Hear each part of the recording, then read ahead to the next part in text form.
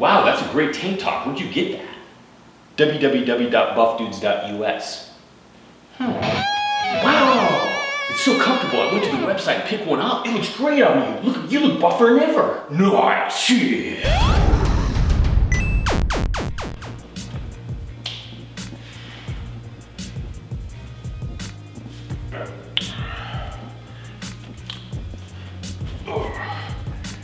Gotta loosen up the hips.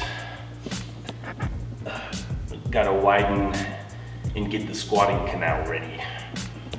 On leg day, we get a lot of warm-ups in before beginning. 10 to even 15 minutes worth. You can see, got my box right here. Do a few warm-up sets on this thing. Little blue. We call him Little Blue. Little buff dude blue. This is my boy Blue. It's our boy. Seen a lot of buff dude asses in its day. He's a whore. And you can even do squats using a box, which is actually great. That's what I've been doing for the past couple months. I like to almost think of it as training wheels in a way. And it's nice too because sometimes, at least for me psychologically, it's nice to be able to, and it's gone. We just bought those lights and they just burn out.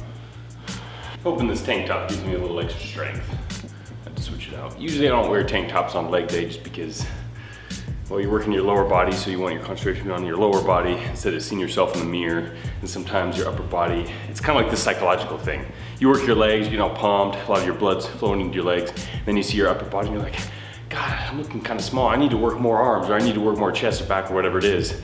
When that's really not the case. You just need to work legs. So a lot of times I'll just wear like a sweatshirt or a t-shirt on leg day, so that way I try to concentrate on legs and not get too caught up in the whole upper body size game. But you know what? This is a pretty damn sweet tank top, and I'm hoping it gives me the gift of gains and also a little bit extra strength and that motivation.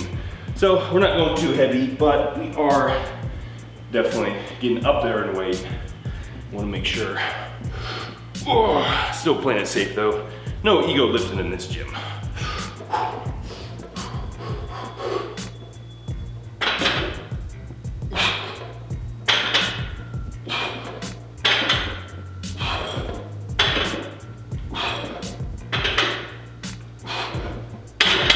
Oh yeah. Can I make it? Nice. Not too bad. Definitely gonna continue going up in weight. Still kind of warming up, getting that stiffness out. It feels pretty damn good. Thank you, tank top, for giving me some strength to lift these fucking legs. Through the power of editing, it doesn't feel like it because, hey, we're just moving on to our next exercise, but I actually had babysitting duties. My wife had to go to some physical therapy, so it's later in the day, now it's lunchtime. We've never really done this before, split up a leg workout, but you know, sometimes with kids, that's the way it's gotta go. So we warmed up again a little bit and now we're moving on to Romanian deadlifts. Excellent for the hamstrings, one of our favorite exercises when working the hamstrings, and that's exactly what we're gonna be doing now. Starting from a rack position, it's usually where you wanna start this exercise. From the rack position, easier to unload and load, and then feet pointing straight at all times. Try not to let them flare out, because then it's gonna be kind of ruining the focus of what this exercise is supposed to be doing. And really, you'll see this a lot in our leg workouts where we'll start with squats and then move on to Romanian deadlifts. And one of the reasons is we'll typically stick with high bar squats, which is predominantly quad based. Of course, it is working the entire leg, but if you switch to a low bar squat, it's really definitely activating more of the posterior chain, hamstrings, glutes. High bar squats, you'll definitely feel the quads a little bit more, but that's why we like to follow our squats with Romanian deadlifts, because we do want to always focus on gaining and keeping strength in our hamstrings to keep that balance healthy in the legs and not be too quad dominant, and make sure there's always that balance, always that symmetry, and always that complete buffness. Yeah. All right, now it's time for the superset. We're pairing up two movements. One is gonna be the step ups. As you can see, we have this beautifully made DIY box here, made by DIY Dude himself and Hudson too. So if you're wondering how to make your own plyo box, there's a video on that. But we're also supersetting this step up exercise with the kettlebell swings. So one is predominantly gonna be quad glute base, the step ups, and then moving on to more of the posterior chain that's going to be glute and hamstring base, as you'll be able to see during these exercises. And that's what we're gonna, again, like I mentioned before, really try to do. You always really try to think in how to program your exercises and your workouts so that way you're constantly in that nice balance and symmetry. So that way one muscle doesn't get overly dominant and pulls your joints in a particular direction too much, and that way it's never balanced, and maybe you have bad posture, or later down the line it could lead to injury. So one good thing to keep in mind. So now that's all being said, let's get to it.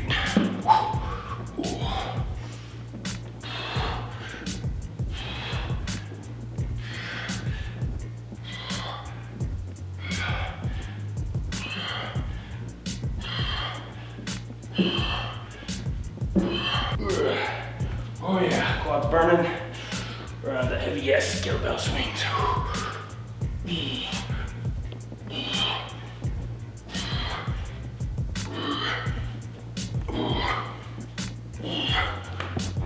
Oh yeah.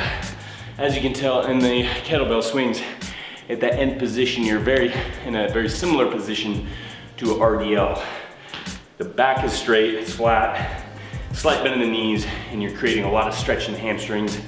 And as you bring it down to the bottom position, creating that stretch, then you're whipping it, like Hudson was saying, a rubber band, back to the top position, and pushing with the hips, extending and squeezing the glutes.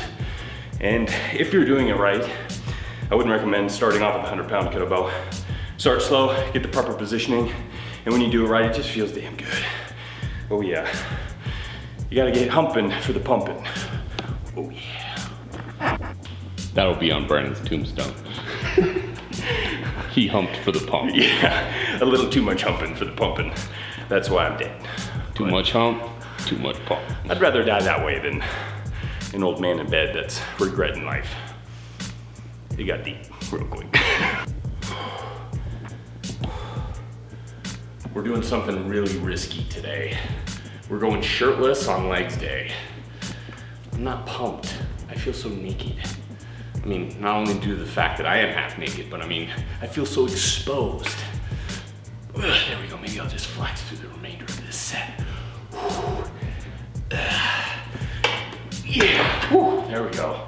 Gonna be wrapping it up with calves. Maybe throw a little bit more abs in there too. I don't know, stay tuned to the end of the episode because we may surprise you. You don't know what's left in store. It's pretty exciting, calves and abs. We are wrapping this workout off with some planks. We're gonna be doing 3 sets, 60 seconds each. Oh.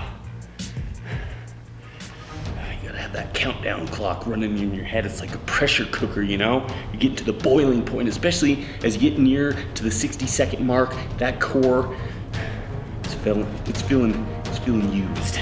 It's feeling like it's at the end of its rope.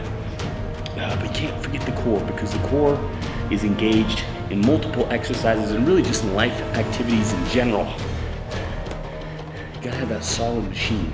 Can't forget any part. It's like having a race car but forgetting good tires. It's no good. We're done. So see you next time. Hope you're enjoying our new gym series.